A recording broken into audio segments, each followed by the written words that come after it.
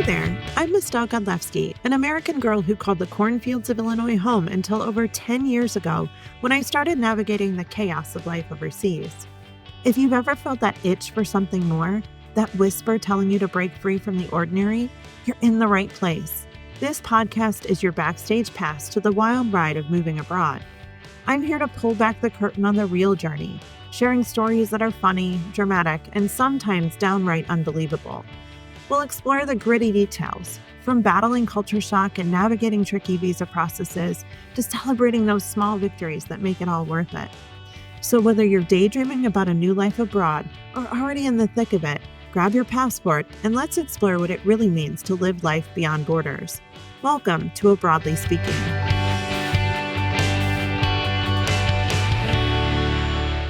Hey there, friend. Welcome to the Abroadly Speaking podcast. My name is Mistal. If you're new here, welcome. If you've been here before, welcome back. Today, I wanted to chat with you about finding community and finding your people, building your tribe when you move abroad. Because one of the biggest things that I found when I moved abroad was I didn't know how to make friends as an adult. As a kid, sure, I was great at it. But as an adult, that felt really, really weird.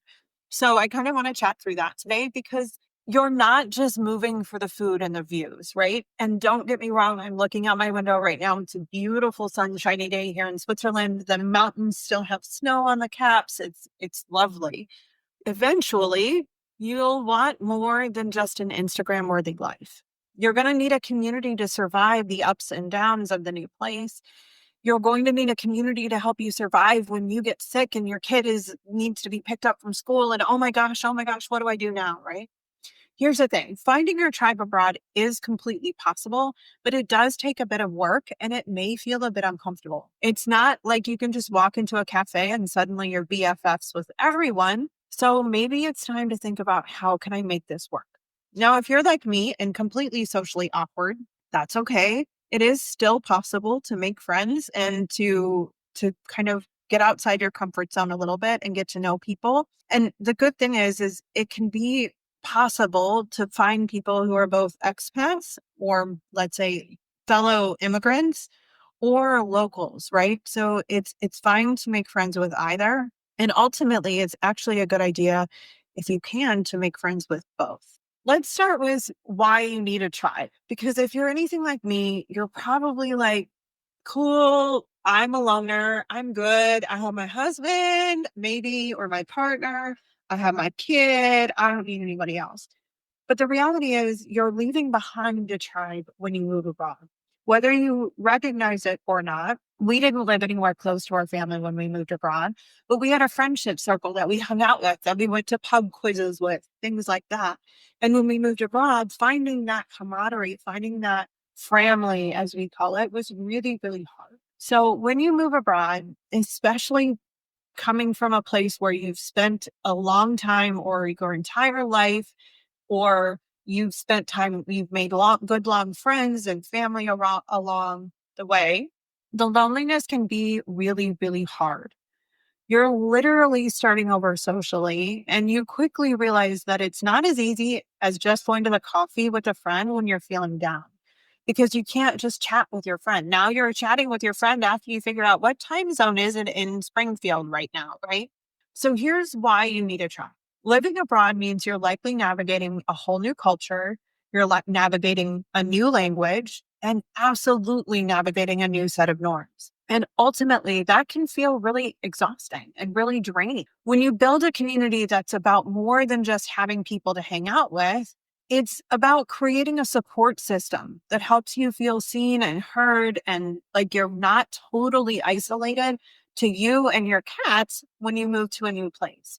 And it's not to say that making friends is necessary for your successful move, but it is to say that making friends is necessary for you to be able to stay for long term, right? Because as much as some of us are loners or some of us are good at being an introvert, every once in a while we may need help with something, whether that help comes in the form of, asking somebody to watch your kid because you have a dentist appointment after work, or it comes in the form of, oh my gosh, can you water my plants for me while I'm away for 3 weeks? or it comes in the form of I'm in the hospital and I need somebody to talk to because my parents are still asleep because it's 2 a.m. in Chicago, right?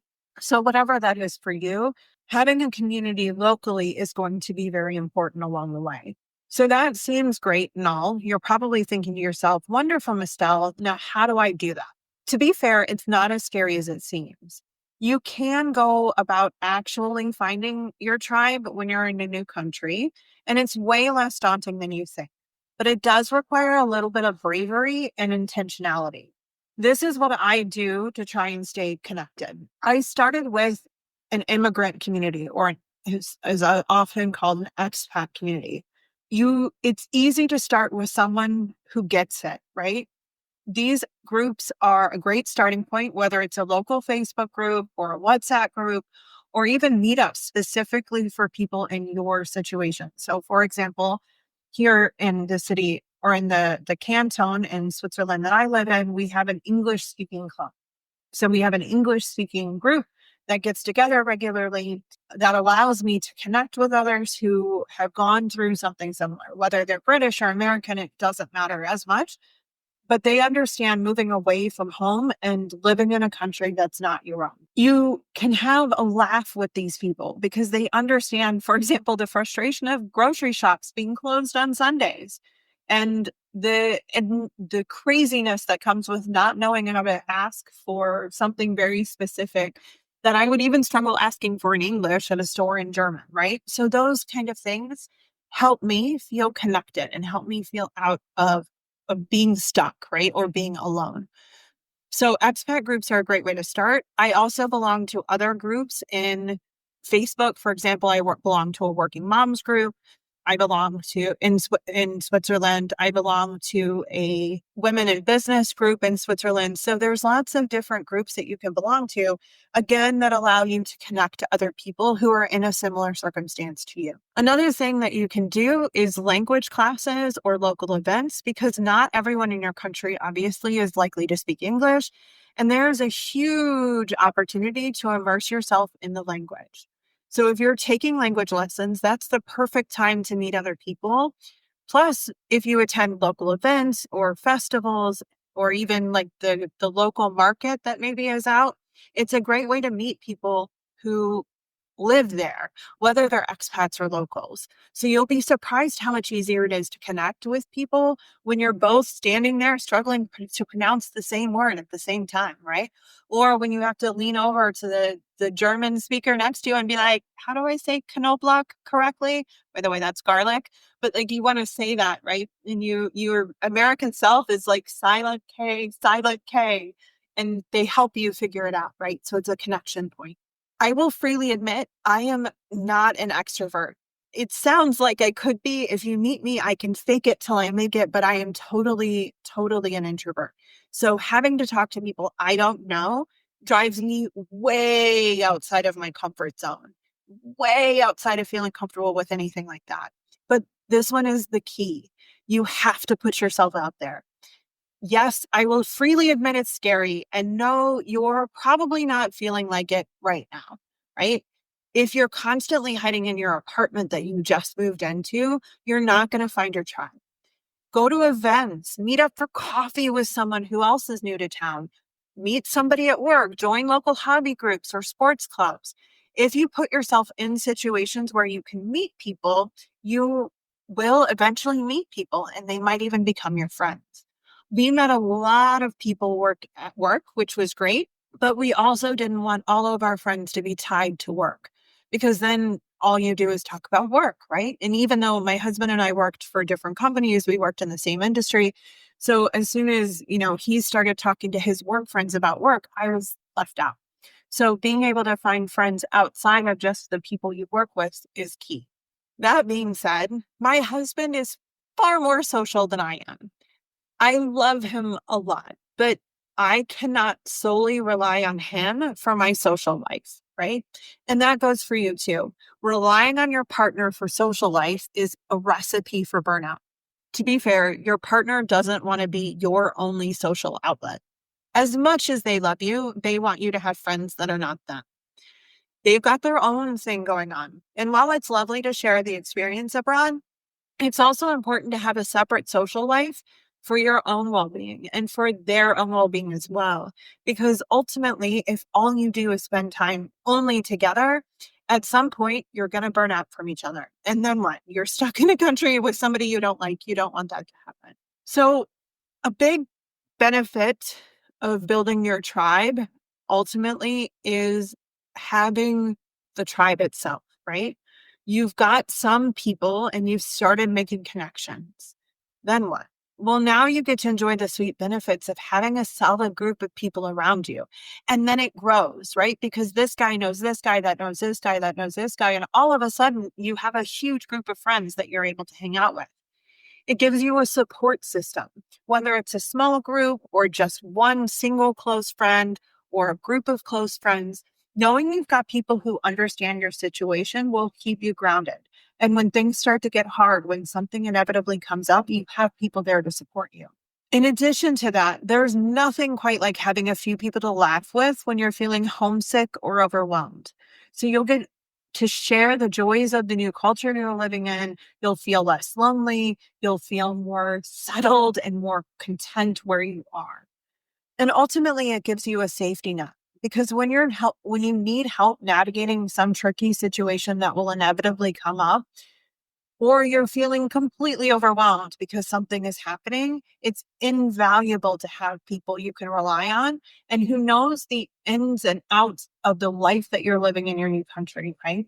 Or in your country altogether.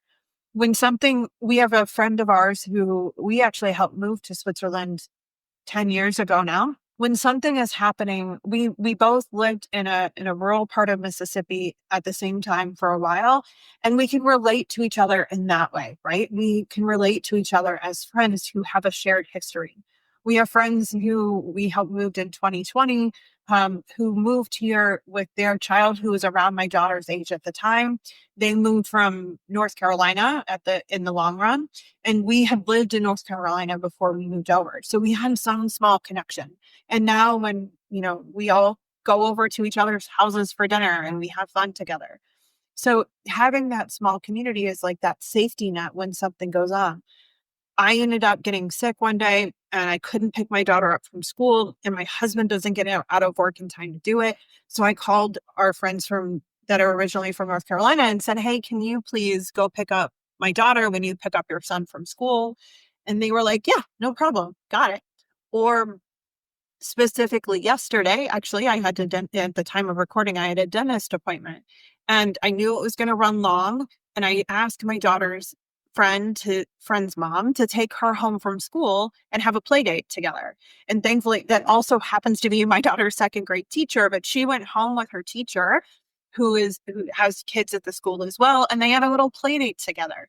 And it was super fun and great for the kids to hang out and great for me because I wasn't stressed to feel like, holy crap, I have to get home on time. And what happens if my appointment runs late? I have this safety net that helps me in these situations. The thing is it's easy to meet people, but it's hard to maintain friendships, right? It's hard. It can feel impossible.